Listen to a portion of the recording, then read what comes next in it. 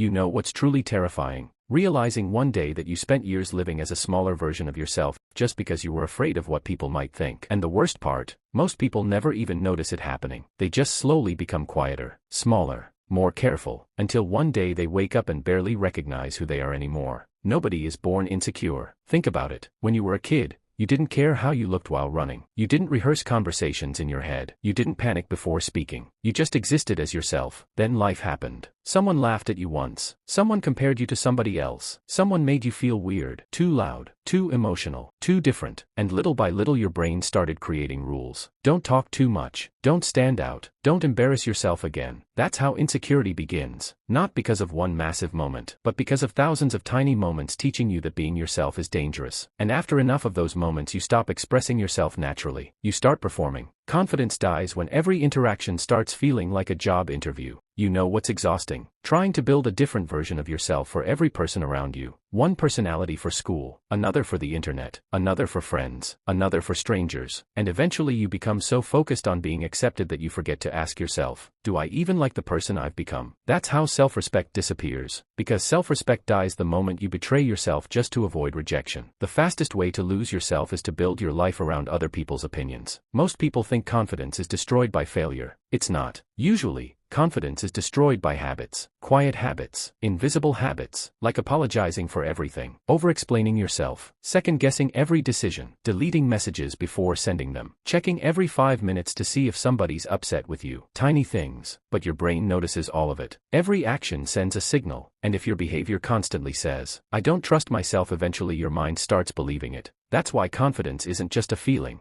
It's evidence. Evidence created by your actions. And there's another habit destroying people's confidence right now. Constant comparison. Social media normalized insecurity. Every scroll quietly tells you, you should be further ahead, you should look better, you should be more successful, you should already have your life figured out. Meanwhile, people compare their real lives to everybody else's highlight reel, and then wonder why they feel inadequate. Comparison is dangerous because you compare your behind the scenes to somebody else's best moments. And here's the scary part, the more insecure people become, the more they hide. And the more they hide, the fewer chances they get to prove to themselves that they're actually capable. That's why avoidance becomes addictive. You avoid awkward situations, avoid speaking up, avoid posting things, avoid trying. At first it feels safe, but eventually safety becomes a cage. Your comfort zone feels safe until you realize your confidence slowly died inside it. Overthinking isn't intelligence. Most of the time it's fear wearing a smart disguise. People think they're being careful, but usually they're just trying to avoid emotional risk. They replay conversations for hours, analyze facial expressions, create worst-case scenarios that never even happen. Their mind turns into a courtroom where every decision gets interrogated, and eventually they become mentally exhausted before they even take action. Want to know why overthinking destroys confidence? Because action creates clarity. Overthinking creates fog. The longer you stay trapped in your head, the scarier everything becomes. A text message feels dangerous. A conversation feels dangerous. Even walking into a room feels dangerous. Not because reality changed, but because your imagination kept feeding fear. Your mind can turn a 5-second moment into a 5-hour problem. And the truth is, people think about you far less than you think they do. Most people are too busy worrying about themselves. That embarrassing moment you think everyone remembers from 3 years ago, most people probably forgot it the same day. But your brain keeps replaying it like it happened yesterday. That's what fear does. It turns memories into identity. Some people make one mistake and punish themselves for it for the next 5 years. Confident people are not fearless. That's one of the biggest lies on the internet. They still get nervous. They still feel awkward. They still doubt themselves. The difference is, they don't worship fear. They don't automatically obey every anxious thought because they understand something important. Thoughts are not commands. Just because your brain says, you're going to embarrass yourself, doesn't mean it's true. Just because your brain says, everyone will judge you, doesn't make it reality. Confident people learn to separate feelings from facts. Confidence isn't believing you'll always win. Confidence is knowing you'll survive even when you don't. And they stop connecting confidence to perfection, which changes everything. Because insecure people often believe, when I look better, I'll become confident. When I make more money, I'll become confident. When people approve of me, I'll become confident. But confidence built on approval is fragile. The moment approval disappears, your identity collapses with it. Real confidence is quieter than people think. It's not arrogance, not loudness, not dominance. It's self-trust, the ability to say, yeah, I might fail, I might look stupid, I might get rejected, but I'll still be okay. And that mindset changes your entire life.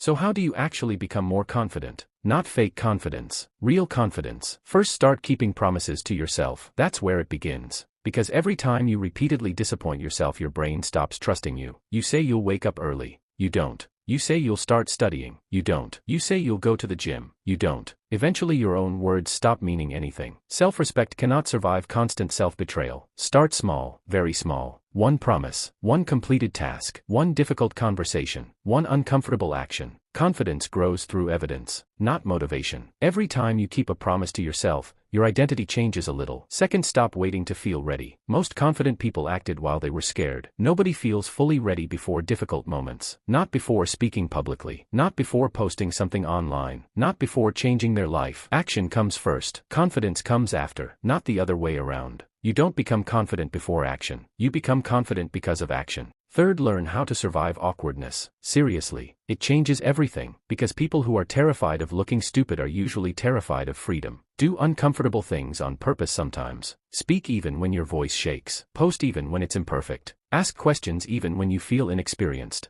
Why? Because your nervous system needs proof that awkward moments are survivable. And once your brain realizes, wait, I didn't die from that, fear slowly loses control. Fourth, pay attention to the way you talk to yourself. Some people bully themselves all day long and then wonder why they feel weak. Imagine speaking to your best friend the same way you speak to yourself after mistakes. Most people never would. Your inner voice matters, because eventually you become what you repeatedly hear. If your inner voice constantly humiliates you, confidence never gets the chance to grow. And finally, stop building your entire life around avoiding judgment. People will judge you anyway. If you stay quiet, they judge you. If you speak up, they judge you. If you succeed, they judge you. If you fail, they judge you. You cannot control that, but you can control whether fear gets to control your life. One day you'll realize something painful. The most important moments of your life were always hiding on the other side of discomfort. The conversation you were afraid to have, the opportunity you almost ignored, the version of yourself you almost never became. And maybe that's the real tragedy, not failure, but potential buried under fear. Because confidence was never about becoming somebody else.